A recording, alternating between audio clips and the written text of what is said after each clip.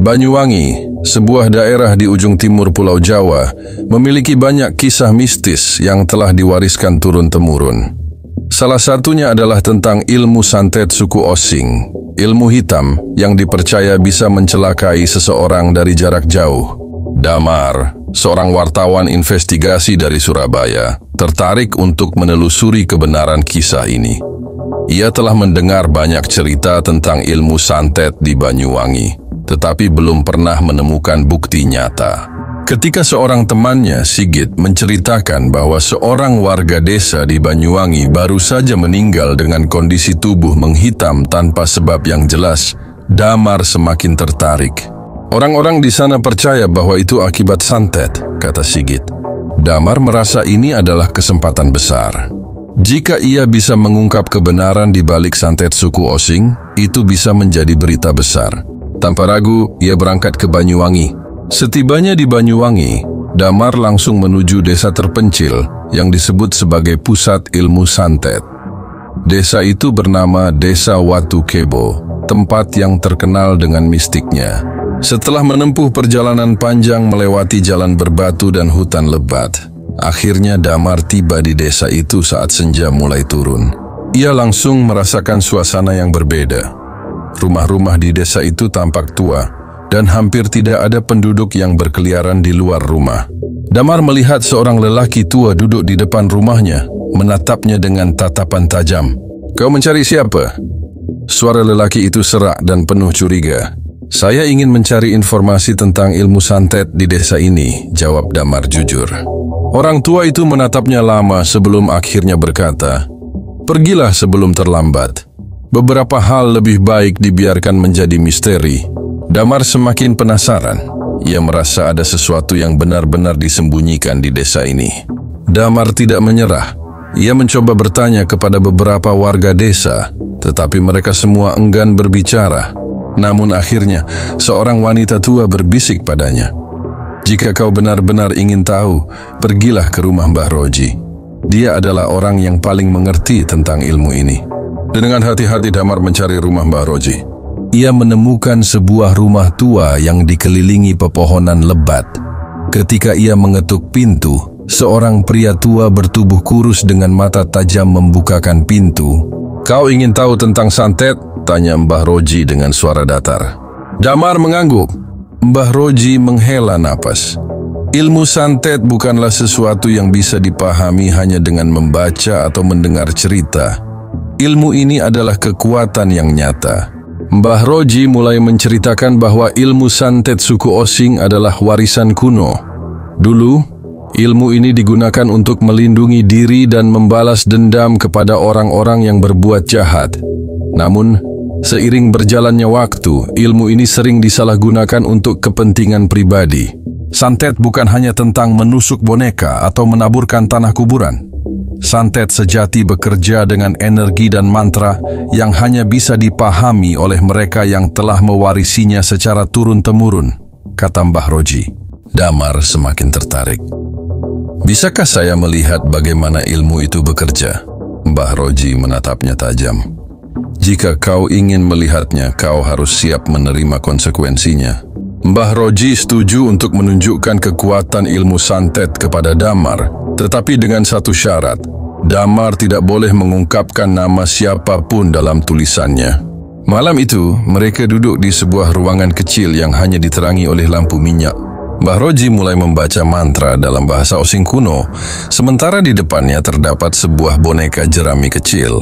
Damar melihat dengan mata kepala sendiri saat boneka itu mulai bergerak sendiri, seolah ada kekuatan tak terlihat yang menggerakkannya.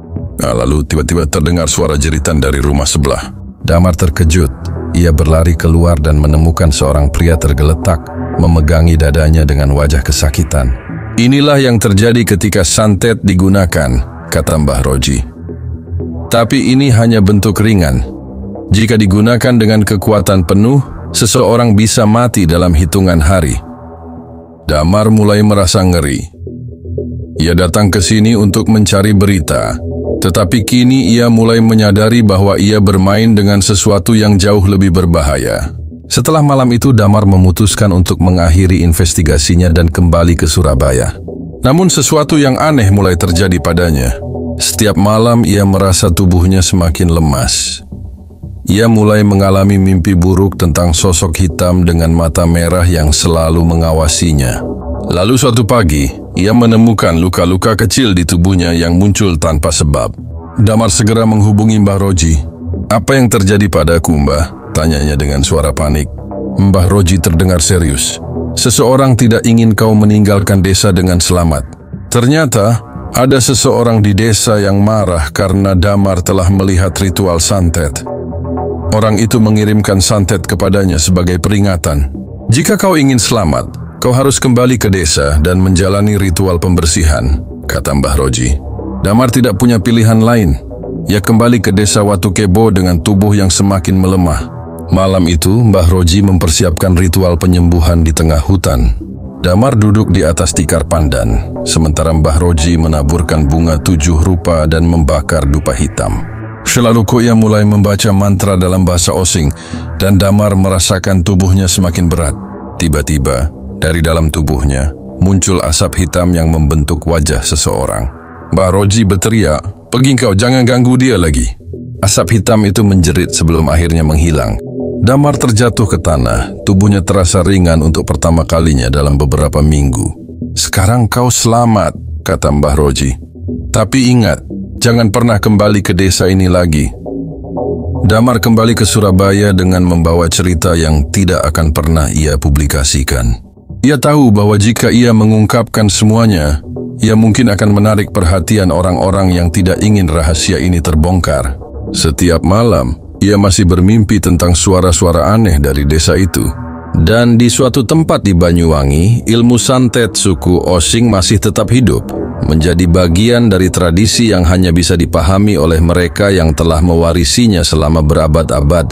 Sejak kembali ke Surabaya, Damar merasa bahwa dirinya telah bebas dari pengaruh santet yang menghantuinya. Namun, ketenangan itu tidak bertahan lama. Suatu malam, saat ia sedang duduk di depan laptopnya untuk menulis artikel baru, tiba-tiba listrik di apartemennya padam. Ia mencoba menyalakan senter di ponselnya, tetapi saat cahaya menyinari layar laptopnya yang masih menyala dengan baterai, ia melihat sesuatu yang membuat bulu kuduknya berdiri. Di layar laptop, ada bayangan seseorang yang berdiri di belakangnya. Damar menoleh dengan cepat, tidak ada siapa-siapa. Jantungnya berdetak kencang. Ia menghela napas panjang, mencoba menenangkan diri. "Aku terlalu paranoid," gumamnya. Namun saat ia kembali menatap layar laptopnya, kalimat yang baru saja ia ketik berubah dengan sendirinya. "Kau pikir bisa lari?" Damar langsung menutup laptopnya dan berdiri. Ia merasa ruangan menjadi lebih dingin, dan napasnya mulai berat.